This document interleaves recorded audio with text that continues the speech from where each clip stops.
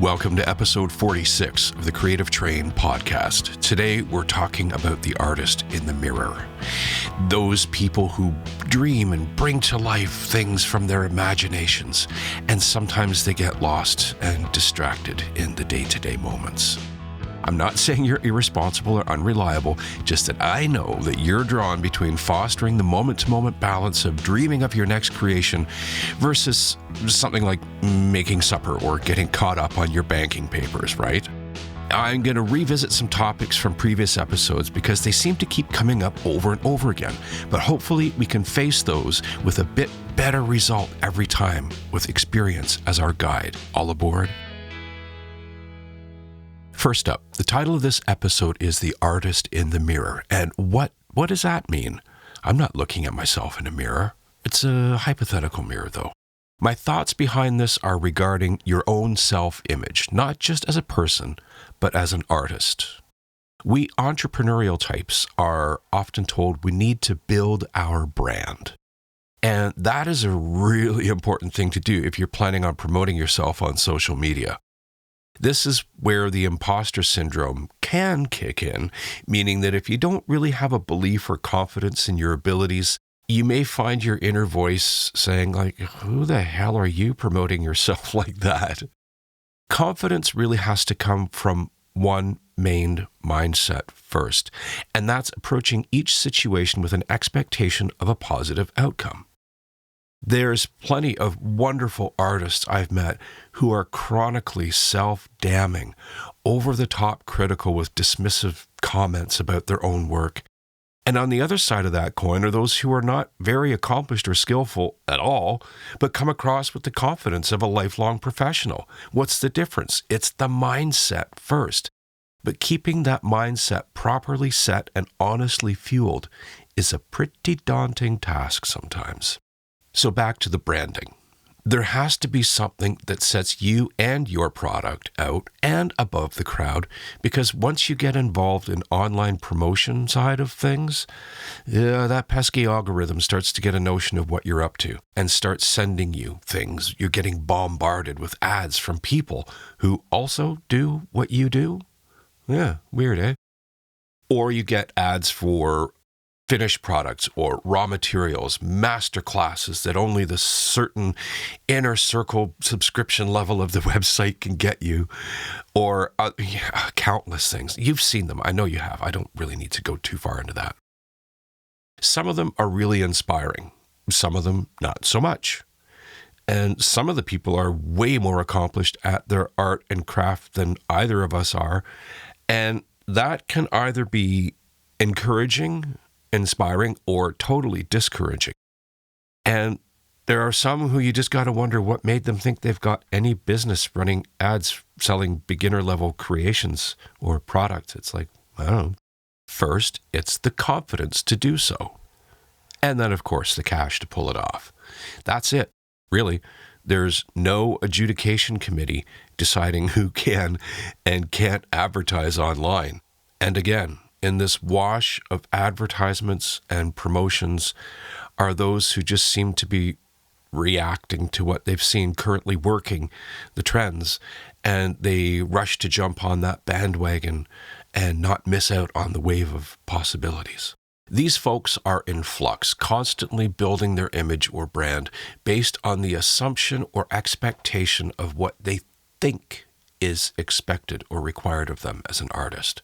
There's usually no overall vibe to their work, nothing that shows a theme or anything connecting them together that shows that they were dreamed of by the same mind or made by the same hands.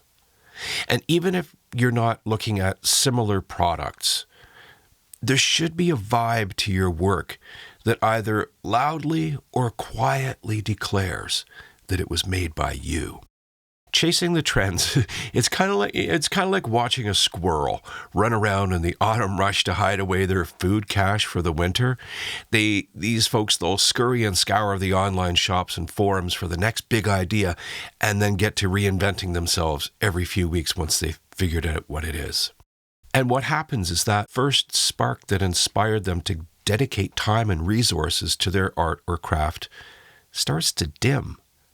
And they don't even realize that this extinction level event of distraction has ensured that every day there is less and less of their true and honest self in their work, and just more and more of the facade that they're trying to create and perpetuate.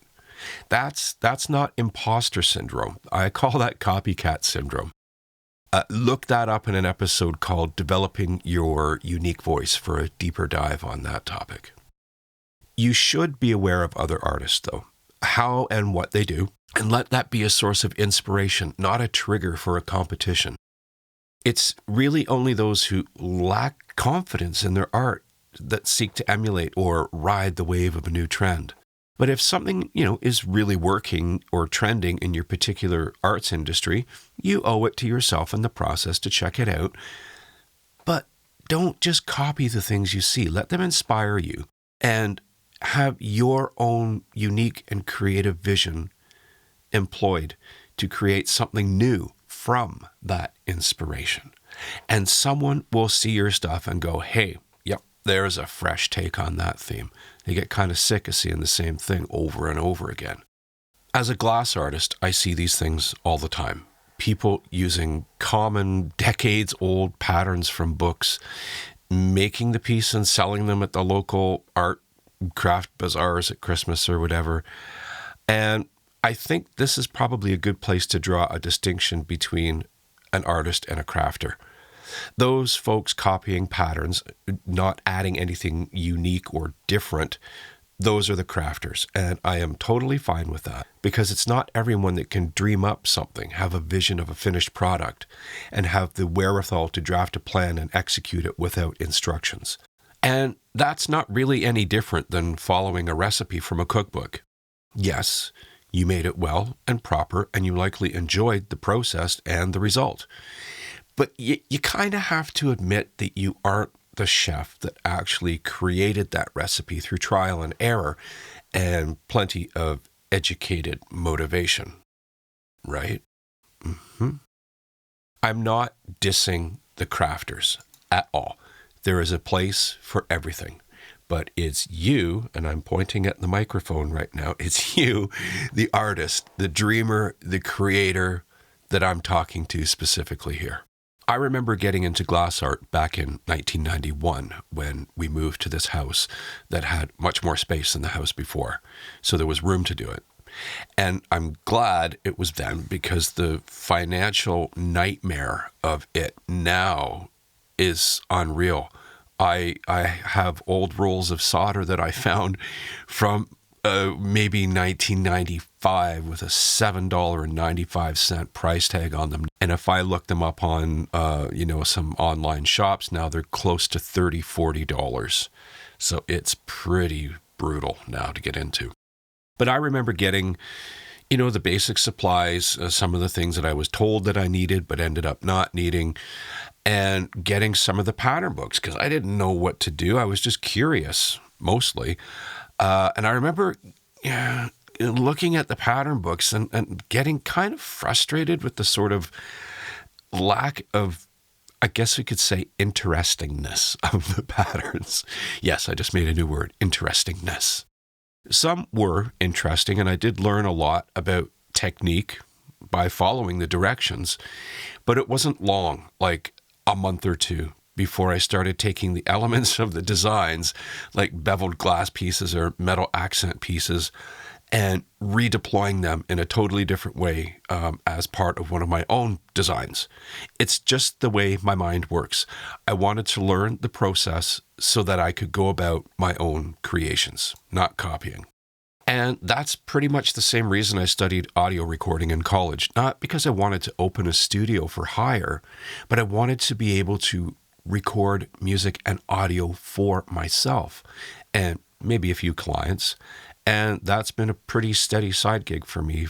So I guess the point I'm really driving at here with the artist in the mirror idea is for you to look at your inspirations, your motivations, your creations, and your results, and ask yourself if you can kind of feel yourself in there.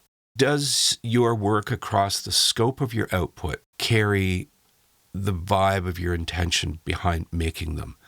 Can you see or experience the touch and vision of the artist across those works? Do you feel your vibe in there? That's that vibe factor. It's always there. And as an artist, also ask yourself these few important questions every day or whenever you remember. What did I do today to strengthen my creative foundations? What did I do today to enhance my creative vision? What did I do today to make my world, the world, a more beautiful place? You don't have to reinvent the wheel every day. But what you do need to do is to find a way to keep that wheel spinning. Yes, it will need a little extra nudge some days. That's totally normal. But keep your wheel spinning. Momentum can be maintained and even gained just by keeping your mind focused when your hands are otherwise busy doing other stuff. Consider leaving a comment about what works for you. How do you maintain and grow your creativity? Let's have a conversation. Let's make the world a more beautiful place. There's your pep talk. Now go get to work. So the mirror that we as artists and creators should be looking at is our own work. And when you look at your work, can you see yourself in there? If you were looking at it as a stranger, would you be able to see something that connects it, makes all those works look like a family, even though each of the family members is a different person? There's something that connects them. So look at your work and see if you can see, feel, touch, taste, experience your vibe across that family of your creations. And if you can look at that and you can feel it and see it, then you're in a really great place.